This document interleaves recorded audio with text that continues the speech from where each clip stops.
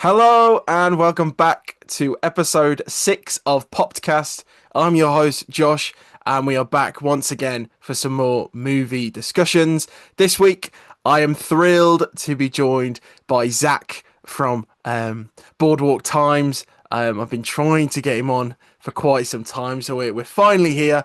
And today we are talking all about Pixar's latest sequel, Toy Story 5. Zach, do you want to introduce yourself to our listeners? Of course, Josh. Well, thank you for having me. And I'm Zach Pearlstein, the editor-in-chief and founder of Boardwalk Times, the digital Disney media destination. Fantastic. Obviously, we will be shouting out Boardwalk Times at the end of the episode, but I just want to say, if you've not already checked out the website, Zach launched alongside the rest of the Boardwalk team a brand new website over the last few weeks. Absolutely fantastic. Go check it out. Zach's been working so hard behind the scenes for quite some time, so please do go check it out. So, before we get into our main discussions today, as always, we dive into a little bit of an icebreaker. We talk about something we've watched over the last week. It could be something that was good. It could be something that was really bad. I would say something that I watched last night, which was absolutely awful, but unfortunately, I'm under embargo. So, for legal reasons, I don't want to get in trouble with a certain company, but I would say that if I could, more on that next month. But Zach, what's something that you've watched recently that you wanna talk about? Recently, I've been watching, there's a new comedy show on Hulu called Not Suitable for Work. It was created by Mindy Kaling as a bunch of like young 20 somethings in it. It's a very kind of relatable comedy. It's like set in New York. Just really fun show so far. I think they're 7 episodes in. I think it's a 9 episode season. Just really good. They release like 2 episodes a week, so it's kind of a nice like binge every week too, where it's like just funny, just a really funny humor and stuff. Brilliant. I like 2 episodes a week. I take it as like a 30-minute comedy. Yeah, Yeah. it's around that like length. So it's like really nice to just get to, because like you watch the first one and then you just kind of want to watch another. It's a very comforting show in a way. And I think in terms of like binge models and weekly releases, I reckon it works quite well because it's not you don't get everything at once. You don't have spoilers. I think when Maul came out and we had that 2 episodes a week, that was really a really good way of watching it because you don't spoil. You still have something to look forward to, but then like you said, you really enjoy one episode and then you've got another if you still got that taste for more. So I might check that out. I assume it'll be on Disney Plus over here, more than likely. Should be. Um, Probably. I whilst I've not really been watching stuff, I feel like now just because of like work, it's a rarity that I'll watch films at home that aren't like new releases. Because if you look at like my letterbox recently, the last like 7 logged films are all at the cinema. Mm. I've been watching TV. I watched Tiptoe by Russell T Davis, our former Doctor Who showrunner. Um, what a mess that is. But Tiptoe is really good. It's a story about a gay man played by Alan Cumming, who also appears in Toy Story.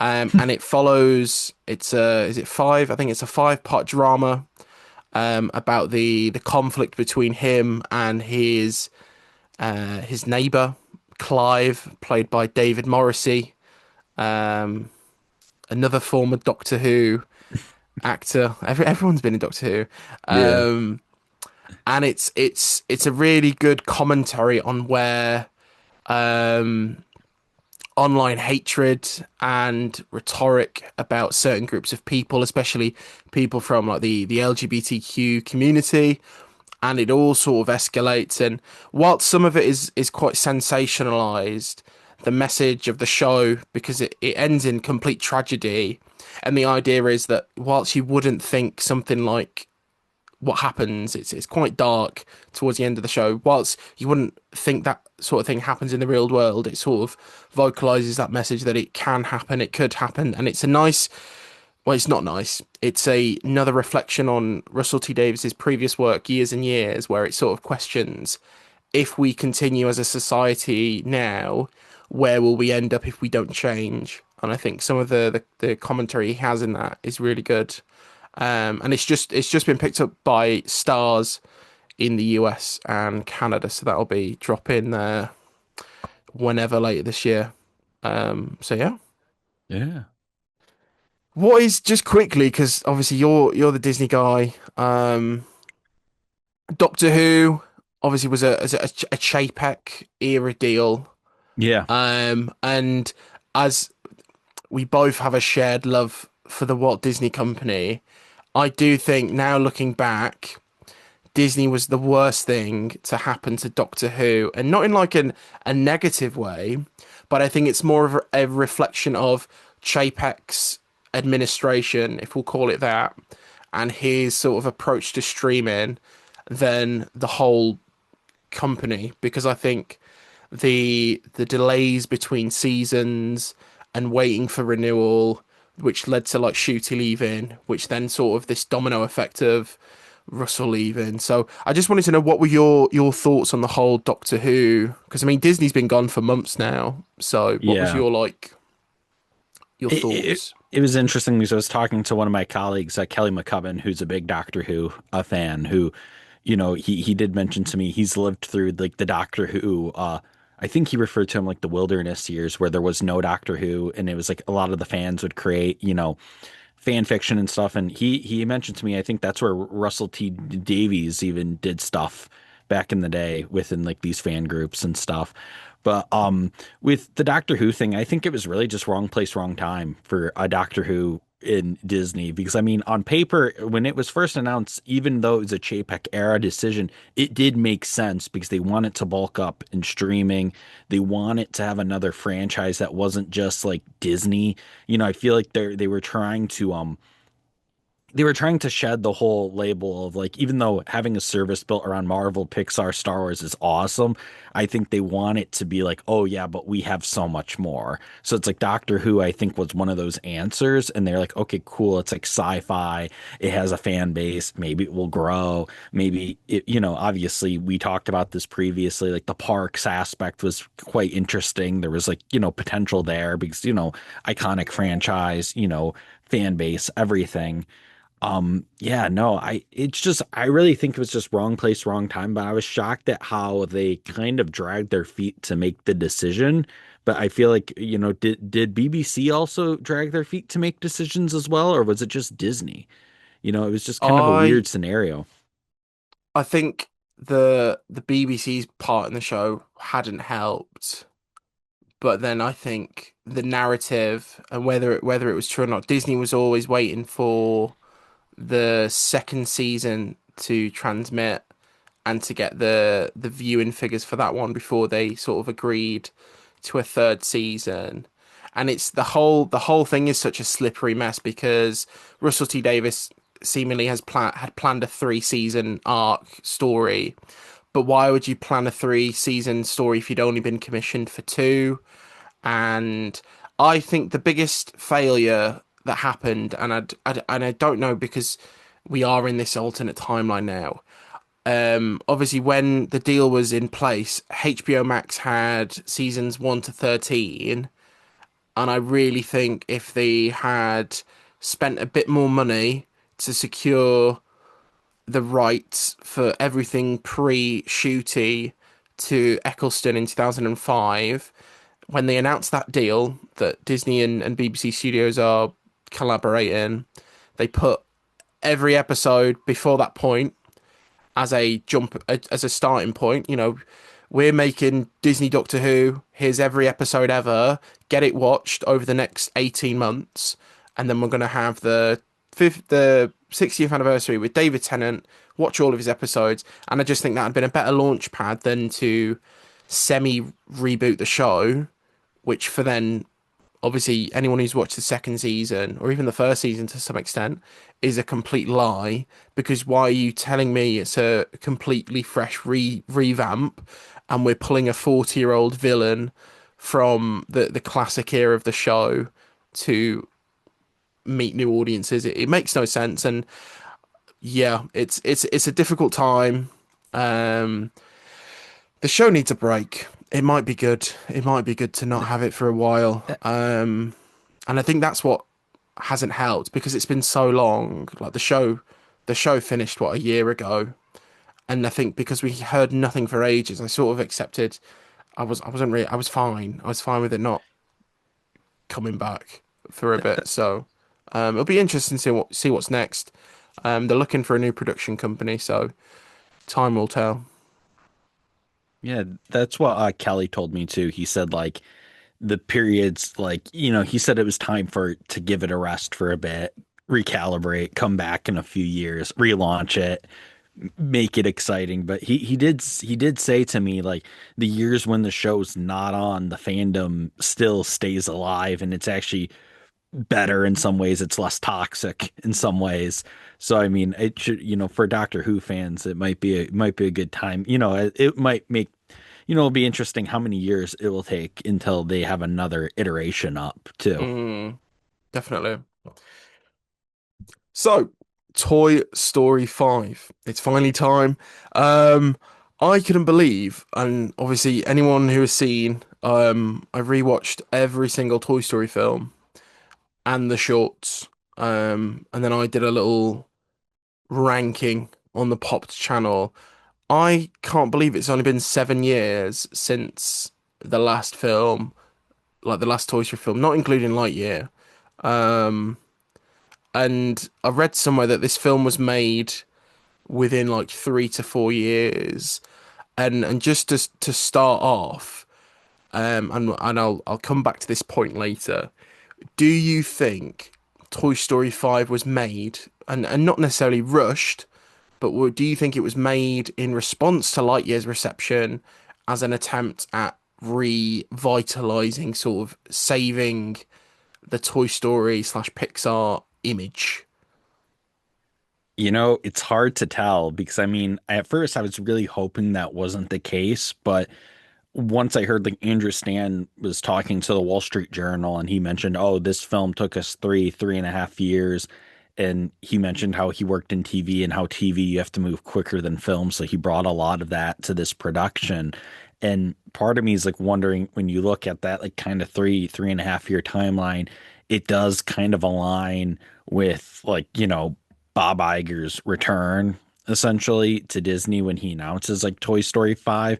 Like I wouldn't be surprised if like Stanton was like kicking around this idea for a bit or like he mentioned that like they were asking around about Toy Story 5 and then he kind of took it upon himself to write something because he didn't want to see someone else go and do it. So like, that to me was kind of interesting. But like to me, I do think part of it was in response to Lightyear and also the Pixar brand. And also I just think it might have been, as we're seeing with Pixar, the whole sure bet factor. I mean, it does seem like there are some green lights they've made lately that you just know are going to be sure bets, like Incredibles 3 in 2028, Mm, sure bet. Monsters Inc., the next one they do, if they do a true Monsters Inc. sequel with like Billy Crystal and John Goodman and Grown Up Boo or whatever, that's gonna make a lot of money. Not really. Don't know about Coco as much because I don't feel like that one lends itself to a sequel, but maybe it works, maybe. But still, there's a lot of people who love that film, so it might still create some like kind of people might come out for it.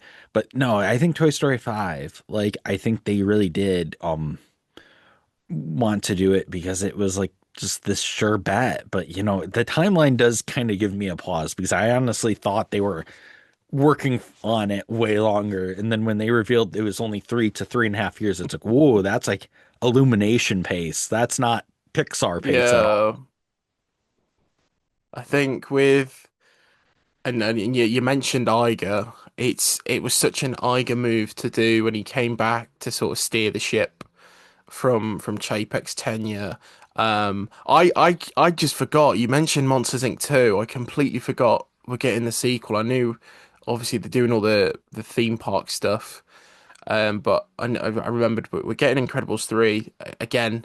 That just feels like I think what was it? Iger's parting gift when he left the last time was Toy Story 4, and his parting gift again is a Toy Story sequel. So let's hope for our sakes that he doesn't come back because that just greenlights Toy Story 6 immediately. Yeah. He is the franchise guy. I think it's like you said, they are safe bets. They are um part and part because of how fantastic the original films are, and there's a love for Toy Story. What was your first experience of Toy Story, which again perfectly leads into another question. Where were you when you first came into interaction with Toy Story? I feel like it had to be some of the original films like Toy Story and then Toy Story 2 and then obviously a few years later, Toy Story 3 that came out in 2010. But to me, I honestly think with the films and stuff, obviously the films were a part, but I do think the Disney parks in a way might have made more of a Toy Story impact on me because I do have more vivid memories of like being on Buzz Lightyear's Space Ranger spin with my grandpa and like doing that and like, and then like doing Toy Story Mania with my dad and mom. So it's like that to me, I think sticks out more as like my intro to the franchise in a way than just the films. Like obviously I watched the films, but like I feel like I almost have more vivid memories of like Toy Story within the parks and stuff like that. It's interesting you mention the parks because I wasn't alive when Toy Story 1 and 2 came out. My first theatrical experience of Toy Story was the third film. But even before then, like obviously I grew up with older siblings, so we had the VHS tapes, we had the DVDs. Um, we must have gone. We had. I have this distinct memory of we'd gone to see Disney on Ice, and it must have been like a Toy Story centric show because we all came back with like these Jesse and Woody cups. There's a picture of me like age 2 in a Buzz Lightyear costume, so it must have been. It must have been on. I must have been watching it. I remember when they built the Toy Story expansion at Disneyland Paris and thinking it was like the greatest thing in the world. It was so fun. Even now, like I was there last year, and it holds up as like a really fun mini land, if you will. But it's just crazy that Toy Story for so many people, and like when we talk about generations, there's people now who were kids when the first film came out who are taking their own children to watch Toy Story 5, and I think that's what's so incredible about these films is you can say what you want about 3 and four's endings, but the idea that kids there will always be kids to watch these films and to experience that joy of play and imagination, and I just think it works well. I would, and I'll save this for later, but I would not be up in arms if they announced a sixth film because it's such a strong franchise, and there is still so much potential with the stories that you can tell. Which the fifth one has proved that. So onto the film. Whilst rather than just talking about the franchise in general, Toy Story 5 follows Bonnie as she becomes increasingly attached to a brand new frog themed tablet called Lily, which causes her to drift away from her toys. Jessie, who is now the sheriff of Bonnie's room, tries to help Bonnie reconnect with real world friendship, but ends up separated from the group and taken back to the farmhouse of her original owner, Emily. As Jessie reflects on her past and her impact as a toy, Woody returns to help. The toys also end up encountering a group of demo mode Buzz Lightyear toys, and the toys must work together to stop Lily from pushing Bonnie further away from imagination, play, and genuine connection.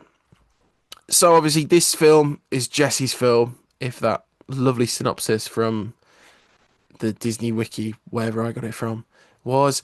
Um, do you think it was about time we had a Jesse film? Obviously, Toy Story 2 is essentially Jesse's introduction, but a lot of those themes carry over into this one. So what were your overall thoughts on the film and Jesse's sort of center stage moment? Taking the reins. I mean, I obviously think Toy Story 2 was kind of her film in a way, even though it was her intro. But I mean, I feel like this one really is like her film because you really do feel like Buzz and Woody are more side characters in a way, like not in a bad way. They're still main characters, but they're like, Jesse's definitely the focal point throughout this film. And I actually thought it was done really well. Didn't feel like it was out of place or anything. I still feel like this film though part of me, and maybe it was because Jesse and Bullseye were kind of leading it, it almost felt like the old school like ABC specials in a way, because it did feel like they went off on their own adventure. They met new toys and stuff, and like, our old gang was kind of like back at Bonnie's. So it did kind of feel like that in a way. So it did kind of feel a little bit different, but I do think the Jesse story did prove to be worthwhile in a lot of ways because I think there's just a lot of I didn't expect them to really pull as many emotional punches as they did with it. And speaking of emotional punches, obviously, with Toy Story 5, we meet Blaze, or Horse Girl, as we later know her to be from her pond username. Um, I thought it was very clear from the marketing that Emily was going to have some sort of presence in this film. I can wholeheartedly say I did not see, I wouldn't call it a twist, but the reveal that obviously, spoiler alert if you've not seen the film, that Emily, when she grew up, she had a daughter and she named her Jessie. And I think of all the punches to throw, that was it's so emotional. The weight that the When She Loved Me theme carries alone, like from the first moment that plays after the first scene with the demo buzzes, I just knew that we were in for a hell of an emotional one. And I really love the decision that, you know, Emily grew up, she had a daughter, and it didn't really click at first when it says Jessie was here because you just assume, that was Yeah. where Jessie sat as a doll. She watched Emily on the tire. And so as soon as she sees the lunchbox and she opens it up, I was like, oh my God, this is crazy. Yeah. Um, and you forget that I mean, they are kids' films, but Pixar is so good at telling emotional stories. Were you happy with the Emily sort of? It was closure in a way, I think. I I really enjoyed it. I thought it was one of the best moments in that film. The reveal was just so well done, and I think the whole Jesse kind of realizing and accepting, even if Bonnie gives me away, it doesn't matter. We're gonna make her get a friend. You know what I mean? Like Jesse kind of went from Emily threw me away to no, I made an impact on Emily. Kind of some it feels like Jesse kind of learned the lesson like Woody kind of learned, where Woody it kind of was like, why is Andy giving me away? But like by the end of three, we talk about like perfect endings. They all are like, we did our job. We helped our kid and now we're on to the next kid. But like Jesse, that whole moment of realization of like she wasn't abandoned or forgotten. It was just like she made that impact and then they both moved on to their next kind of phases. Thought it was just a really powerful moment. And, it was kind of a more shocking gut punch to me because I'm very like in tuned with like the Pixar news cycle. And I know there was like a lot of like, oh, Emily chatter, but still this caught me by surprise a little bit because I just thought it was going to just be throwback scenes. I didn't think I knew we were going to be returning to the Ranch Road, but didn't know what was really in store. I thought it was just could be like Jessie having trauma because she's back at the same house. You know what I mean? And then it just turns out to be this, which was just a really classic type Pixar moment. Definitely. I I again, I'm for anyone listening, I literally have a list of questions written in order, but I'm just gonna throw it out there. I think, and like, hear me out. When we do get a Toy Story 6, and I will talk about Woody later, I think that Pixar acknowledging that Emily has grown up, Emily has a daughter of her own, I increasingly see more likely the chance that one day we will see Andy return to the franchise. And I think the way these films will end is with Woody, with or without the toys, reuniting with Andy and Andy's child, whoever that may be, as a final bookend. And it will retcon the four films ending. And it'll be quite hilarious to see Woody's arc going from I was a kid's toy to like helping abandon toys. But I think I see it now more clearly that I think if Emily appeared herself and Jesse was reunited with Emily and Jesse the child, I don't see the Andy thing happening. But because they've not acted upon that and had it happen, they've just mentioned her and done it by like the picture reveal. I do see Andy coming back in some form. I think they'll do it.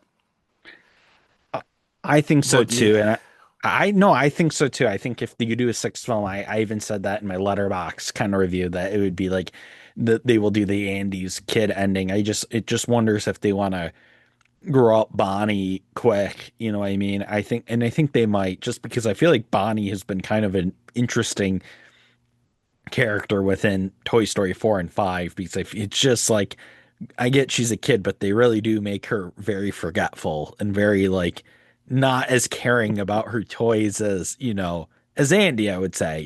Just just some interesting decisions they make, with her where you're kind of like, oh, it's kind of hard to root for her when she's like, oh, she just Mm, leaves the toy, and she doesn't pay attention to it.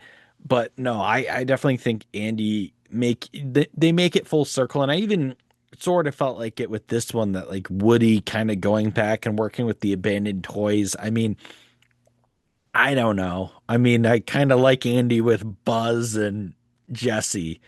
I Woody with them. You know what I mean? Like it's kind of a hard dilemma. I get people don't want like the ending of four to be rewritten, and it was definitely a gut punch at the time. But you're also kind of like, if this is going to continue, it kind of makes sense to have the mm, gang definitely. together. And it'd be just again the it's crazy that I found Blaze more endearing, more interesting than Oh Bonnie yeah, has been in 100%. Yeah, any of the Toy Story material that we've had since three, which is a shame because it was I think she's great in three, yeah. but then just after that, I feel like And they don't know what to do with her, and uh, they sort of saved her with the tablet and struggling to make friends, and they really portrayed it. But I swear, and I didn't rewatch the two ABC films. I swear she goes for a sleepover in Toy Story of Toy Story at the time forgot. I yeah, thought that was that's a the tech. There's a or tech storyline in that. Yeah. she goes over to play at someone's house, something like that. So to now assume that she's friendless because of tablets and kids aren't friends in real life anymore. Yeah, I think Blaze was just 10 times more interesting in this film. Yeah, 100%. I feel like Blaze is more interesting, and then Blaze's mom was interesting. I feel like that's the one thing where it's like they were kind of trying to give Bonnie's parents a bit more characters, but they make the dad kind of come across like super, super dumb, like in like almost like unrealistically dumb in a way where it's like, oh, Bonnie just texted me off the lily pad to put her toys in the ground. It's like, dude, come on. Like figure it out. And like say I just feel like they haven't fleshed out those characters yet. And like it's just it doesn't, it almost feels like they're so focused on the toys that then they go, oh crap, we gotta write for Bonnie and like the Mm, rest of the gang too. But you're right, Blaze, I just think had a lot more character, and I do think there is something to be said about the whole like friendless angle and like that. You're like, even if they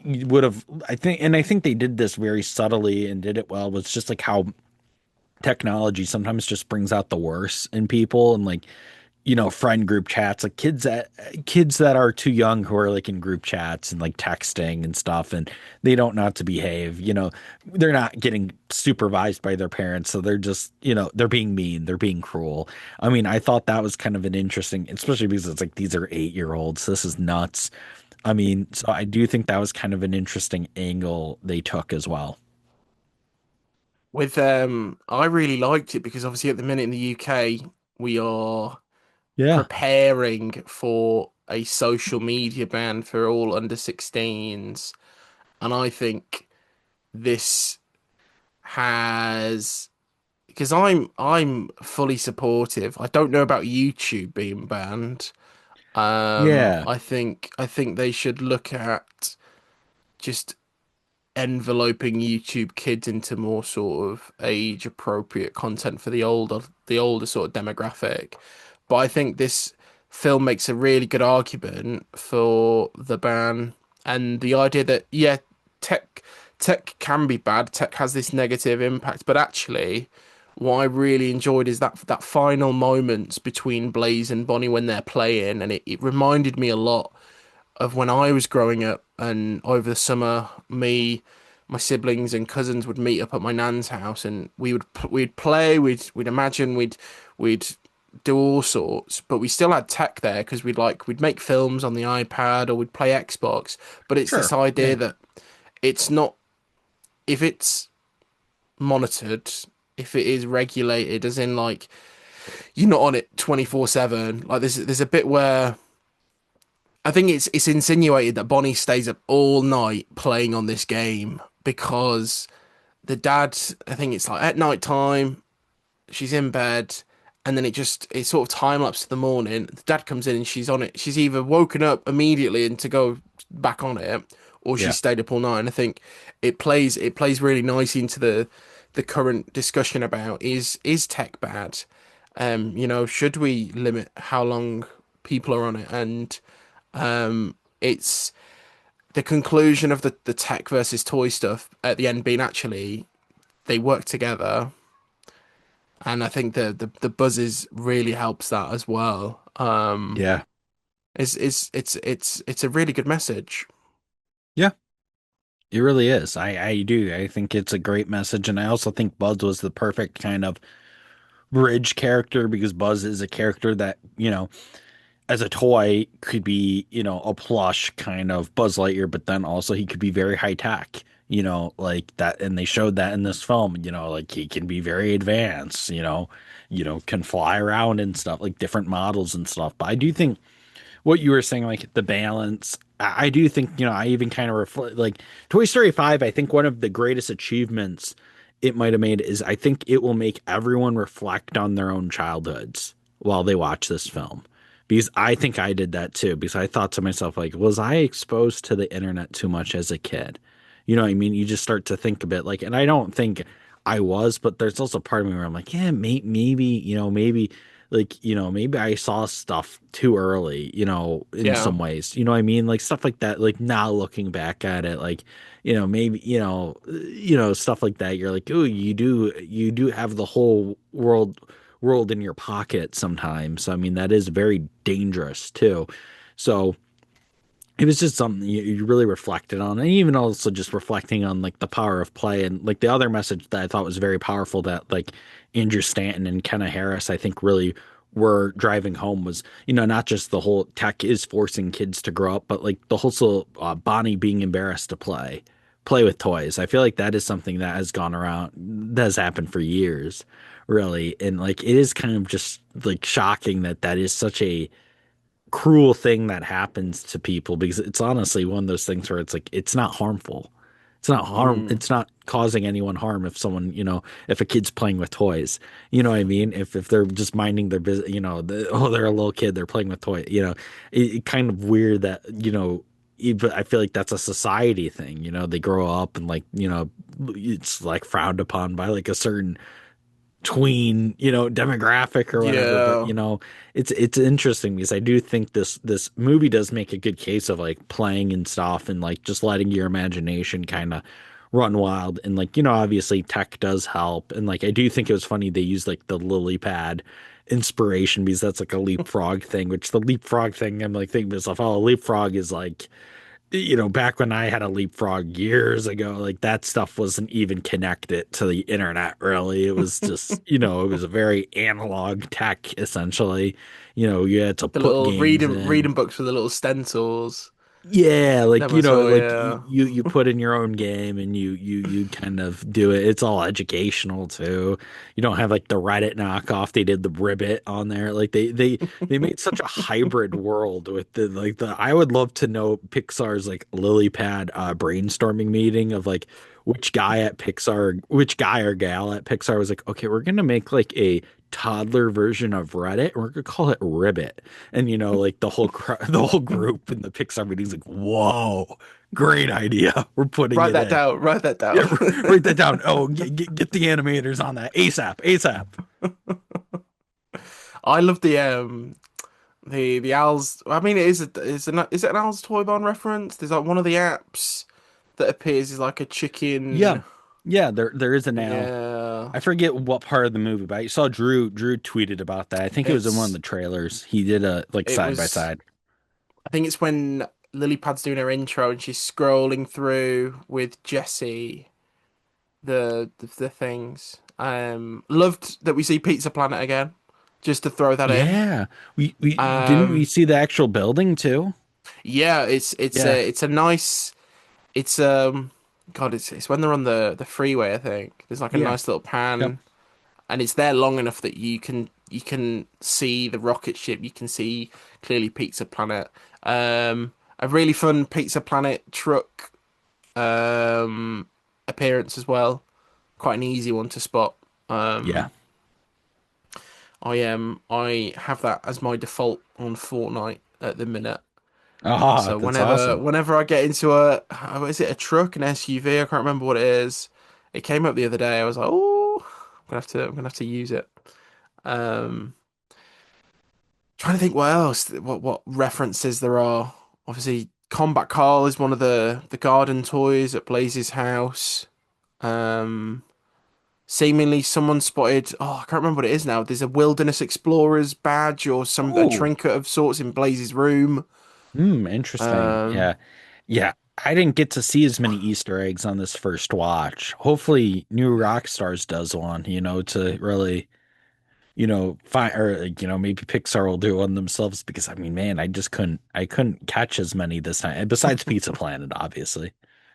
and I look forward to whatever the Gatto Easter egg is. I was there Oh, thinking, good oh, will it be point. a cat? Will it be a cat? But Yeah. as far as I'm aware, I didn't see any cats, so it might be a poster or something. And Yeah. then the A113, I didn't see that first time, so I look Yeah, forward to rewatching. good point. I feel like this one was a tougher one to like spot Easter eggs. Literally, Yeah. I'm doing a quick Google. Du, du, du. When Combat Carl's and Gato. Wait, what's the next? What's the next after Gatto? Is it Incredibles 3? Ooh, good point. I think it Yeah. might be in Yeah, there's only 2028. one Pixar film next year, isn't there? No, actually, this will be Oh. announced at D23. I'm pretty sure 2028 we're doing double duty. And I think Oh No Ghost Market is coming out early 2028. I think 2027 it's gonna be one Pixar film. 2028 goes back to two, similar to this year, how we got Hoppers and Toy Story. I think 2028 is Oh No Ghost Market with The Incredibles being in the June slot. So, honestly, they might have had stuff in there that we just don't even know about yet. March 10. But oh no. Gotcha. Apparently. Um, don't think it's officially dated. That should be exciting. Yeah. Um, I'm a big fan and sorry to sort of detract again. Pixar at the minute, their sort of model of say what you will about it. to have an original and then a sequel, original sequel, works really well. I think Yeah. it brings in the old audience to revisit those classics, and then we get a new fresh take, which you'd hope would gain a new audience um of its own. I'm just reading through now. Yeah, Incredibles 3, June 16th, 2028. Coco 2, November 21st, 2029, apparently. So yeah, I assume there'll be another original in the summer of 2029, which hopefully is that the musical by Domishi. Yeah. I Um, think D23 they'll probably reveal their slate. I think they'll reveal more. Get excited for everyone, be like, hey, this is what we're gonna be doing the next couple of years. be good. It's yeah, it's gonna be good. Obviously, I've not spoken about it enough on the channel. Obviously, we're both gonna be at D23 Yes, we are. Yeah. this year, which is so exciting. It feels like ages since like I first like made the plans to go, and it'll the sad thing is it'll probably be over so quickly and fast. Um, Yeah, it goes by quick, but then again, I think you'll be surprised at how, how long some of the like Friday, Saturday, Sunday will be. I mean, but I don't know. I know they're doing some things differently with Honda Center on Sunday, midday type for Disney Legend, so who knows? It might actually feel like longer days in a way. mm, we'll see. Should be good. Yeah. Um, moving on.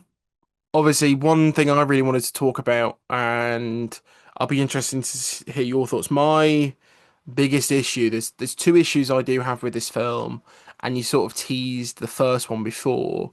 The supporting cast of toys, Andy's original toys, for the most part of this film, um, right up from the 40-minute mark, because obviously when I attended the UK launch event, the film footage that we saw ended with when Bonnie's dad puts the toys in the garage. I really feel like they sidelined so many fun characters this time around, and Yeah. understandably, you can make the argument that a lot of the original voice actors have unfortunately passed away, but Sure. why would they recast them if there was no intention to use them? And I really feel like, characters like Slinky, Rex, Ham, Mr. Potato Head, there is so much more that they can do, Yeah. and I think Toy Story 2 proved that you can have a full ensemble of toys split in the middle, still getting to do something, and not having one of the main three, that being Woody, Jesse, and Buzz, taking the spotlight out of everyone. I think there was definitely potential to have some of them have a greater role outside of playtime with Bonnie and being stuck in the garage. It felt like a really lazy way of saying, "Oh, we don't need these guys. What can we do? What can we do with them? Yeah. Let's stick him in a box. Let's stick him in a box again." Yeah, I didn't like that. I agree. That was one of my biggest kind of critiques of this film is, you know, obviously some of the original voice actors did pass away, like the Potato Heads are both no longer with us, but they both got recast it. So it is kind of like, you could realistically do more with them. But, we still have some of the voice actors within that Andy's kind of toy crew with us. I mean, Rex and Ham could have still gotten a lot more to do. I mean, or like Mm, one-liners, and then like Slinky as well. Like, just a weird kind of decision to not have them be more comedic and like, obviously there was a focus on some of like the new era Bonnie's room toys in a way, and like Forky had some amazing lines throughout. Like he had some just great, I forget there was one, oh, like towards the end of the movie, Forky has a line that I think everyone in the theater just started laughing so hard because of how he like delivered it and stuff. But to me, yeah, I feel like they could have made it more of an ensemble, but this is also where the whole, oh, we made this in 3 and 3.5 years gets a little scary for me. Like at first, when I saw Stanton say that, I was like, okay, that's cool. But then in the back of my head, I'm like, I really hope this wasn't made for like the quote unquote wrong reasons. And like Mm. part of me is like, oh, were they making it so quick where they're like, oh, we're not gonna have these characters be a focal point in this film? Are they no longer necessary, like, I don't know. I just, even towards the end when Blaze and Bonnie are playing together, it would have been nice to see, obviously we got the imagination sequence and stuff, but like it would have been nice to see the toys like just interact more, like just do, it's just a little weird. It's a little weird, but I also think they also are running into, I forget what other franchise does this, but I feel like Toy Story is kind of running into the whole like spamming new people into it, like the whole lawn toys, it's like they got Bad Bunny to be the pizza with the sunglasses, yet like didn't really matter in the end, like they, stuff like that. Like I feel like they were like they're focused on like introducing like so many new toys throughout these films where I'm like we already have toys. Like, I get you have to introduce new characters, but it Mm. feels like they're kind of spamming like some of these newer characters onto us where I'm like, okay, I don't know if I needed that whole sequence if we were gonna lose some of the charm of not getting, some of these more interactions. I think two things. Obviously, there's characters, there's toys that were introduced for Bonnie in three. Like I'm sure the peas in a pod do not appear. I've not seen those little guys for ages. There's toys that like Bonnie is introduced as having outside of like Dolly, Prickle Pants, and Trixie. And again, it just feels like they were forgotten. Yeah. They're just not there.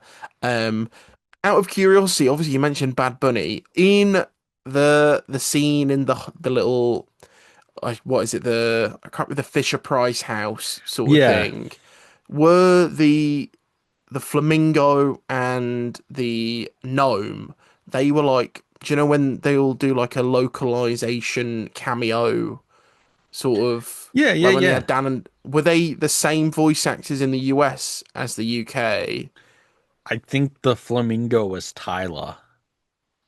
I don't know for sure though. Oh, so Yeah. for us, they were two like radio presenters. Oh, no way. So I don't think it was that for us. Let me get on. I'm gonna I have a don't look know on who the gnome Wikipedia. was though. Was he British? I don't I don't remember actually now. That's a good, Because it's such like a Northern England accent. Oh, here we go. So, um, Tyler, yeah, was inflatable flamingo. Um, Apparently in the Australian and New Zealand version, the garden gnome is voiced by DJ Fisher. okay. But he doesn't say who was the. This is real life research happening as we speak. Going Um, crazy right now. Jerome Ranft. Okay, yeah, Oh, I he's just think a Pixar guy, isn't he? he's a Like a Pixar Disney guy. guy, brother of one of the Joe Ranth. Interesting. He's a character sculptor. Yeah, oh yeah, I've seen his Uh, videos. oh, he Yep. voices Red and Jacques in the sequels. Oh wow. I think maybe.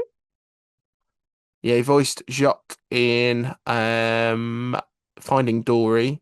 He was Gamma in Up, the dog. So he's done a few things. Um oh, and his brother voiced Jacques in the first Nemo, but then obviously he passed away. Yep. And then Cars was dedicated to his brother. That's quite a sweet touch. But yeah, I assumed it would have been like a localization cameo sort of thing. Um, but yeah, interesting that Bad Bunny was like a universal, worldwide casting. Pizza with the So, sunglasses. yeah. Oh, my cousins were just laughing and making fun of me because I was like, "Oh, we have to stay for both post-credit scenes." And then the second one came along and they're like, "That was it?" That was it? You made us see the Pixar production babies for that? I'm like, oh, I'm so sorry. I literally thought there was going to be a scene attached or something. Like I didn't know. I'm like, I what was I gonna say? God. So that was the first thing I didn't like. Obviously, the sort of sidelining some great characters. yeah. I am really torn on Woody in this film. Ooh, okay. I like that they kept his ending. But based on how obviously he comes back and it's I assume it's what 3 years since Toy Story 4, give or take. Yeah, I'm trying to think. I don't know the exact. Yeah, it's been a while. It seems.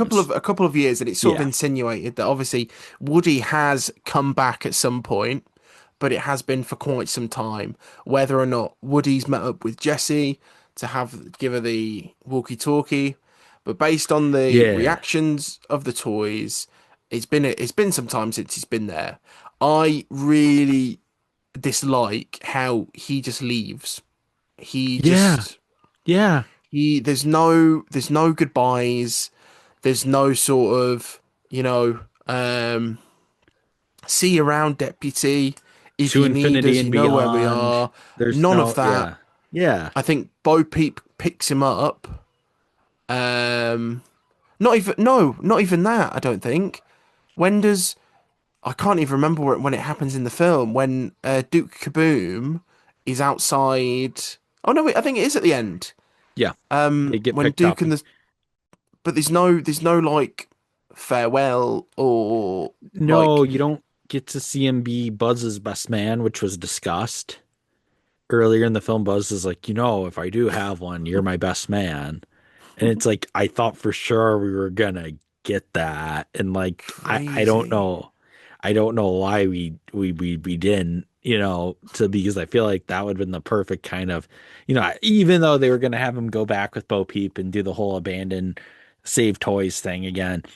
I still think you're right. Having that goodbye or just a see you later to infinity and beyond or something like that would have been, yeah, see you around, partner. Just something like something. Just some crumbs, Something to just anything. be like, cool. Okay, they're like, it just the whole window thing was just not enough. Like, I feel like I feel like everyone has become so lore brained where it's like they're like, but Bonnie might see them or something. Like, I don't know. I don't know what's stopping that. They've given up with that, I Yeah. think. But I really like that they start to acknowledge it more, like the Jesse and Bullseye end up in the suitcase. Oh, thanks, Dad, for packing them. Did I? Did I? Like, I feel Yeah. like it was never addressed with Andy and Andy's mum. Like the new toys. Thanks, mum. Like Yeah. they sort of jokingly start to acknowledge it here. The Um, freezing too, the drop, like the characters just dropping now all of a sudden, like the Buzz Lightyears and the the Jesse, buzzers. like them automatically doing, they're like, why did we stop? Why did we do that? There's something there. Yeah. That is probably, and we've not spoken about them yet. The addition of the 50 high-tech Buzz Lightyear dolls, toys, whatever you want to call them, Yeah. was such a fun sort of side B plot Yeah. to happen. Not just because of the Bambi scene, which is really good, but it's just really fun. And I saw someone tweet the other day. They brought up an old, I think it was a discussing film post. There must have been an early draft of this film where they were the villains before Yeah, Lily Pad. Stanton said that like at, I think it was like D23 or one of the first events where they even talked about this film. And it'd be interesting to see. I assume that the plot would have been there's a new high-tech toy that's getting rid of old toys. It's all super duper powered. But I feel like the version we got in sort of the toy versus tech plot works better. They Yeah. work as a really good solution as a mixture of the two, which is a much better than them just being the so-called villain antagonist, if you will. Yeah. But it was great. The whole the when they're on the island, Oh, yeah. Star Command. Star And Command. the industrial site with the crane. It's so fun. It's a nice break from the mainline narrative, despite both being just as good as the other. I thought it was really fun. I don't know about you. I thought it was a blast. I mean, I just loved how it started with the whole Star Command, and this like them all discovering like their voices and discovering things, and like even like later in the film, like them trying to rescue the one Buzz, but then they all like notice like that Buzz is fine, he's with a kid and stuff, and like them all, then when they reunite with the real Buzz Lightyear, and like Buzz is like, you guys have been put on this earth to do one thing, play with kids, and stuff like that. Like it's just such a good, I really like that plot and stuff. I've already seen that like on Twitter and some other social sites where people have already brought up the whole, oh, well, they were supposed to be the villains, or like this feels like an early draft thing that just got left in. And I Mm, feel like, I don't know, I feel like people are like way, for the people who like cover the industry, it makes sense to be obsessed, but I feel like everyone now is like way too obsessed with like trying to know like every little thing about the creative everything. process. Yeah, and like Yeah. they still don't understand that like some of their favorite films went through like creative overhauls and stuff, and it doesn't mean like it turned out bad. You know what I mean? I feel Mm, like everyone now is like so jumps the gun like whenever they're like, "Oh, what just happened?" Like, that person's no longer attached. Like, it must be Pixar must be meddling with it or whatever. I don't know. Like to me though, the Buzz Lightyear plot was great. I thought it was funny. Just was a good time. But I also could have seen a version where, you could have had OG Buzz Lightyear, like, toy versus tech, where it's like OG Buzz Lightyear versus all the high tech Buzz Lightyears, and like just crazy type stuff there as well. it's like when when they arrive at Blaze's house and they're all decorated as plants and sort of camouflaged in. Yeah. It's so fun. It's so silly. Um, we get in the mid-credit scene, obviously the buzzes are given their mission. And I think you mentioned the scene in the on the campsite with that family. That was the early sign of, there still is a place for toys. It was a nice sort of thread leading to the ending. But obviously we see the buzzes fly away with their drone capabilities, which was an interesting. I'd love to see if they could make that practical in real life. Probably Yeah, costs a me lot of money too. for R&D. Um, but we see Zurg for the first time since Toy Story 3, obviously not including Lightyear. Yeah. Um, I thought it was great. I'd love to see Zurg as an actual mainline character again. I think it's time. Um, there's one at Sunnyside. There's a new. He's clearly a new. They're still making them because he seems high tech. Yeah. So it'd be interesting to see him back one day. Um, but yeah, and Andrew Stanton voiced him again. It was That's great. wild. So I think we've covered everything from the film. What we liked. We've spoken about the future of the franchise. Yeah. Um, I think they will make a sixth film. I think we Oh yeah. are I think so too. I mean, I hope they do. I hope they wait though. I feel like these films work when it's like the 7 to 9 year gaps, because you're at a different point in your life every time you watch one of these films. literally. Like, like I was 10 during Toy Story 3. I'm assuming you were around a similar age, I'm assuming. How I would have been 9. Okay, Yeah, so yeah, so we were in 9, 10, same. Then 2019, 18, 19. yeah. Now I'd 20, literally we're left. both I'd left school. Yeah, both 25 now. yeah. So, yeah, it's isn't it kind of crazy? So I do It's think if they do a mad. six, it has to be, it's kind of freaky. It will probably be in our 30s. Will be when we see. Yeah, I know, dude. I don't really. I don't know. No chance. That's crazy. Yeah, It's mad. Like yeah, I left school when 4 came out. I'm now a teacher. yeah, That's like the craziest. I think the ideal route, and Andrew Stanton has said in an interview, it would be nice to see Bonnie Bonnie's story end in in a third film, in the sixth film, as Andy's did. I think give it a few years, age her up again, but not age her up to the extent that we aged Andy up, but still age her up to a somewhat like a teenager.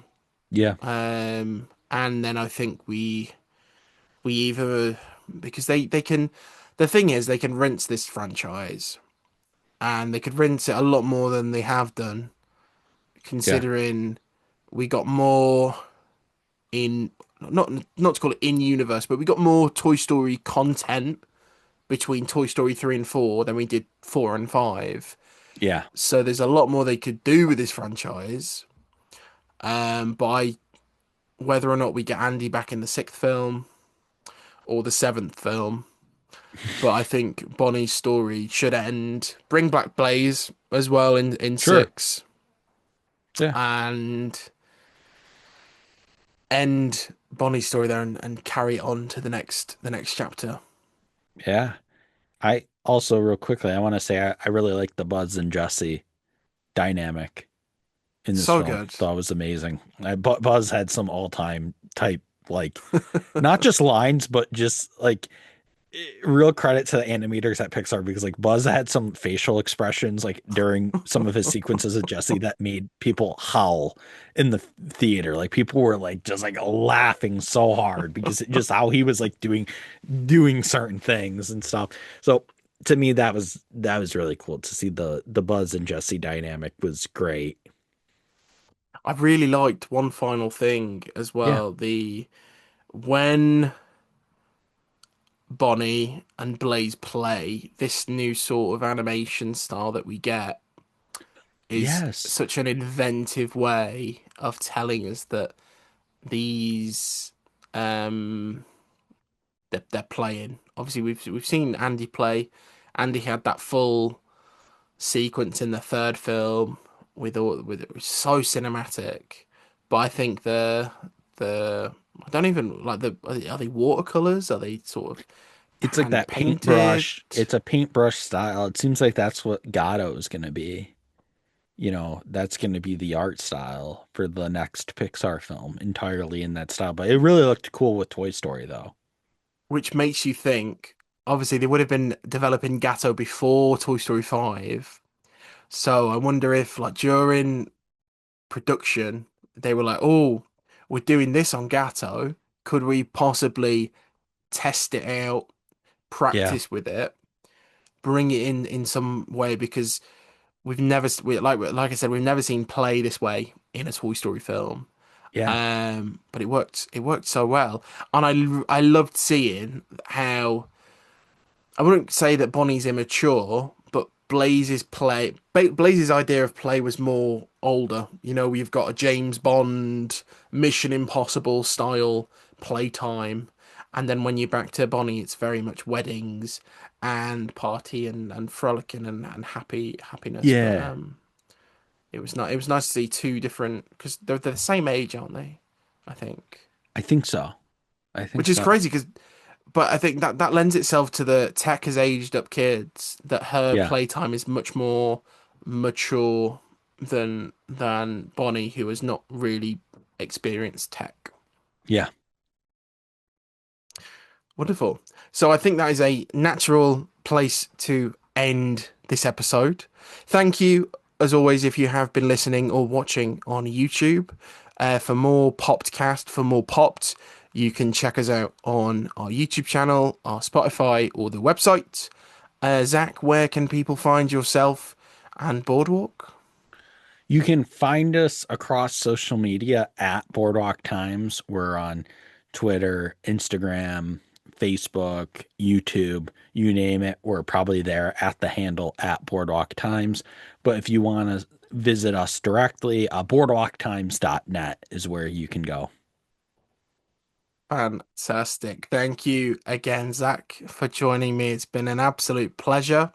We will have to reconvene. Hopefully, we can see about doing something over D23 weekend. Also, I just want Ooh. a quick shout out, Zach.